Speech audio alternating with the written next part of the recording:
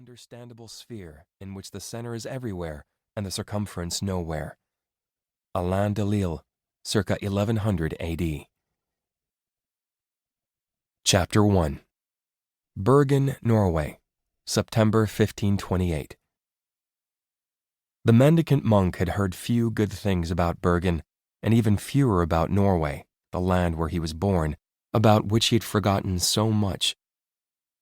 A lost and windswept land, it was said.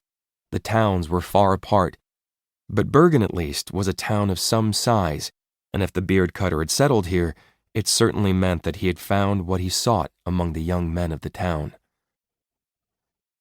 The coastal vessel on which he arrived from Rostock was the type that the Hanseatic seamen had used in the olden days, and some were still in use up here in northern waters. They were good at sea, but could not compete with the Dutch and English trading ships. The ship was carrying flour, salt, and several casks of ale, of which the crew had partaken greedily during the crossing. On the last night of the voyage, during a boisterous drunken debauch on the foredeck, a seaman had fallen over the railing and drowned. The mood on board was downhearted because the drowned sailor had been only 14 summers old and well-liked. Not that the mendicant monk understood why. For his part, he couldn't help but be a bit amused by it all. The boy had wailed every single night of the voyage, so the monk hardly got a wink of sleep. But thanks to a sudden sea swell, the beggar monk now arrived rested in Bergen. All was as it should be.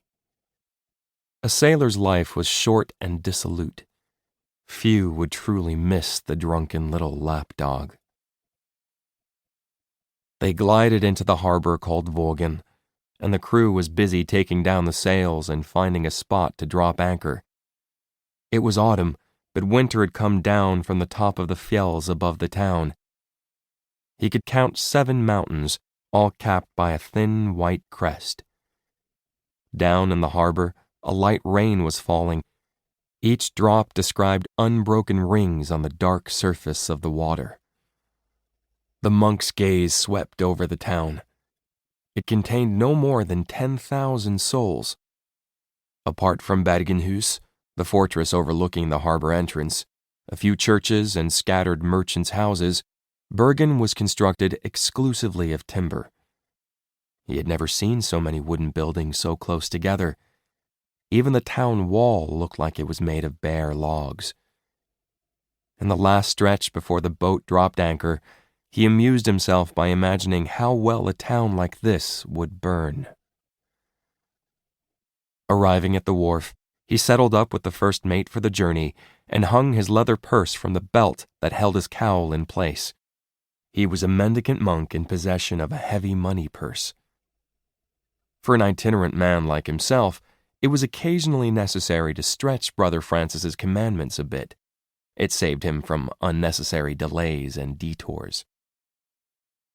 The mate wished him well in his travels before heading for the nearest marketplace. The monk simply stood there, feeling the hunger that had afflicted him during the entire passage from Rostock. But fresh food would have to wait a while longer. Sequence is everything, he thought. He had learned these words from Master Alessandro. Even though the master's words referred to the way one dissected a body and not to a hasty mission in an unknown town, they were useful. Like nearly everything Alessandro said, they could be employed in many situations. And sequence was truly more important than everything else, if he were to come away from this town with the booty he was after. But first, he had to find a swift way out of here. Once he had possession of the knives, he would continue north in the direction of Trondheim. That's why he was looking for a Norwegian vessel. There were not many of those along the German wharf this morning.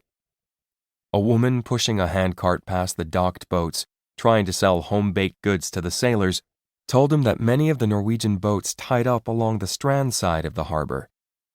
As he stood there listening to a long and confusing description of the quickest way around the harbor of Vågen, he was surprised at how quickly the Norwegian language came back to him. It was 14 summers since he had been here last, and the language